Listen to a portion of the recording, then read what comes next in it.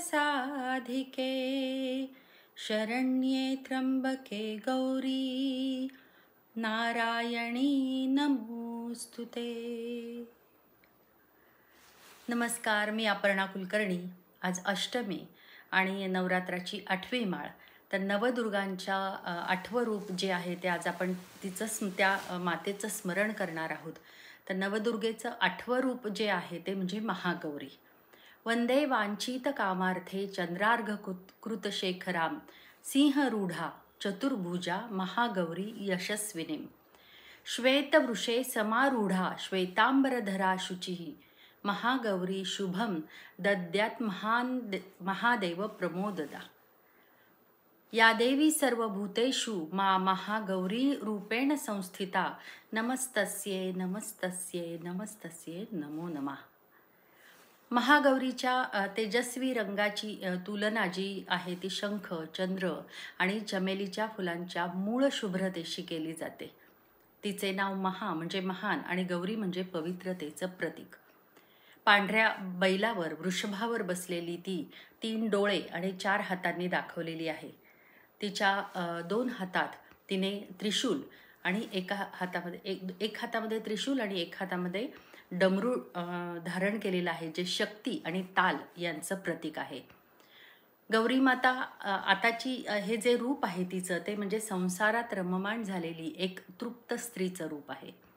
तिने एका लयीत एका तालामध्ये आपला संसार सांभाळलेला आहे आणि आपल्या तालावर इतरांना बरोबर घेऊन ती वाटचाल करते आहे। इतर 2 हात जे आहेत ते वरदा आणि अभय मुद्रेत वर करून तिच्या भक्तांना ती शुभाशीर्वाद देत आहेत आणि त्यांची भीती दूर करत आहेत। पांढऱ्या पोशाखात तिची उपस्थिती पवित्रता आणि शांतता दर्शवते। पांढरा हा जो रंग आहे तो पवित्रता आणि शांतता दर्शवतो। तिच्या निर्मळ आणि परोपकारी स्वभावाचं प्रतिबिंब आहे। आत्तापर्यंत स्त्री स्वतःला विसरून संसारात रममाण झालेली आहे आणि तिचं जे शहाणपण आहे, जी शांतता आहे, ते सगळं सामर्थ्य ती संसारामध्ये तिने झोकलेलं असतं। तर हे जे शांतता आहे, तपस्या आहे, हे जे शहाणपण आहे आणि त्यामुळेच अर्थातच तिचं नाव गौरी आहे, ज्याचा अर्थ ती गिरीची लाडकी मुलगी म्हणून पण ती पर्वतांशी पण जोडली गेलेली आहे।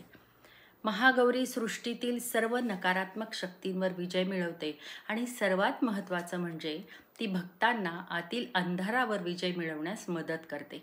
त्यांना आंतरिक परिवर्तनाकडे जाण्यासाठी मार्गदर्शन करते किंवा प्रोत्साहन देते। आता या महागौरीची कथा, पौराणिक कथा काय आहे ते आपण पाहूयात। की आपल्या पार्वती रूपात तिने भगवान शंकराला पती रूपात प्राप्त करण्यासाठी कठोर तपस्या केली। या कठोर तपस्येमुळे तिचं शरीर काळं पडलं। तिच्या कठोर तपस्येवर प्रसन्न होऊन भगवान शंकराने तिला गंगेच्या पवित्र पाण्याने स्नान घातल्यावर ती अत्यंत गोरी दिसू लागली। तेव्हापासून तिला महागौरी या नावाने संबोधले जाते। आता बघा ना, संसारातही अनेक कठोर निर्णय घ्यावे लागतात। एक प्रकारची तपस्याच आहे ती। अशी ती सांसारिक जबाबदाऱ्या प्राणपणाने पार पाडताना पार काळवंडून गेलेली असते। स्वतःला विसरून ती संसारामध्ये रममाण झालेली असते।